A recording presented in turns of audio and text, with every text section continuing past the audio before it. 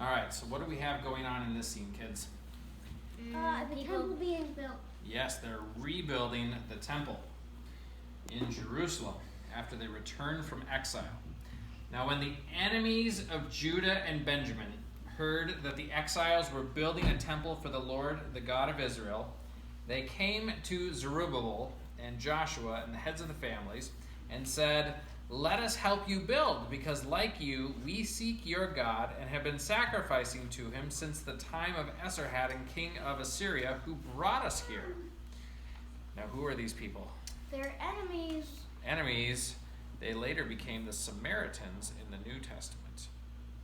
There were people that were moved there, but they weren't Israelites, and they didn't worship God the way he prescribed in the law of Moses. So they didn't know God fully. But Zerubbabel and Joshua answered them, "You have no part with us in building a temple to our God. We alone will build it for the Lord, the God of Israel, as King Cyrus, the king of Persia, commanded us."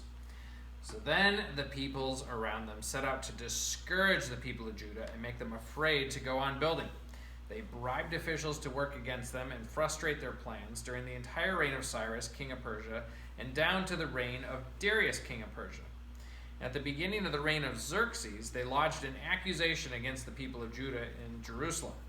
And in the days of Artaxerxes, king of Persia, Bishlam, Mithridath, Tabiel, and the rest of his associates wrote a letter to Artaxerxes.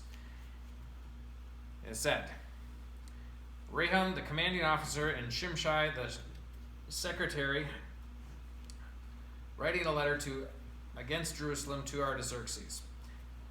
Dear King Artaxerxes, from your servants in the Trans-Euphrates.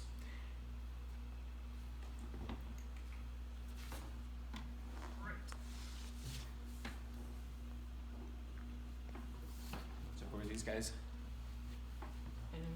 Enemies of Israel and Judah. The king should know that the people who came up to us from you have gone to Jerusalem and are rebuilding that rebellious and wicked city. They are restoring the walls and repairing the foundations. Furthermore, the king should know that if this city is built and its walls are restored, no more taxes, tribute, or duty will be paid, and eventually the royal revenues will suffer. Now, since we are under obligation to the palace and it is not proper for us to see the king dishonored, we are sending this message to inform the king, so that a search may be made in the archives of your predecessors. In these records, you will find that this city is a rebellious city, troublesome to kings and provinces, a place with a long history of sedition. That is why this city was destroyed. We inform the king that if this city is built and its walls are restored, you will be left with nothing in the Trans-Euphrates." So they sent that letter to King Artaxerxes in Susa, and he sent this in response. Oh, they're so sneaky because taxes are like everything. Exactly. To Rehum, the commanding officer, Shimshai, the secretary, and the rest of their associates living in Samaria and elsewhere in Trans-Euphrates. Greetings. The letter you sent us has been read and translated in my presence.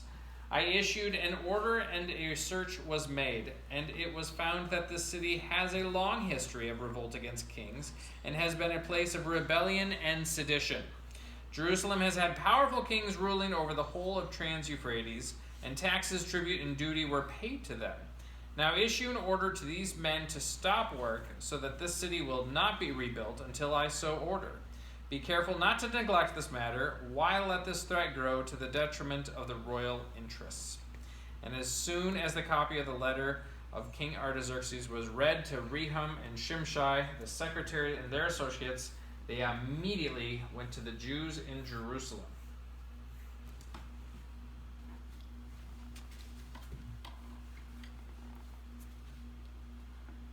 And they compelled them by force to stop building the temple. Thus, the work on the house of God in Jerusalem came to a standstill until the 2nd year of the reign of Darius, king of Persia. Dad?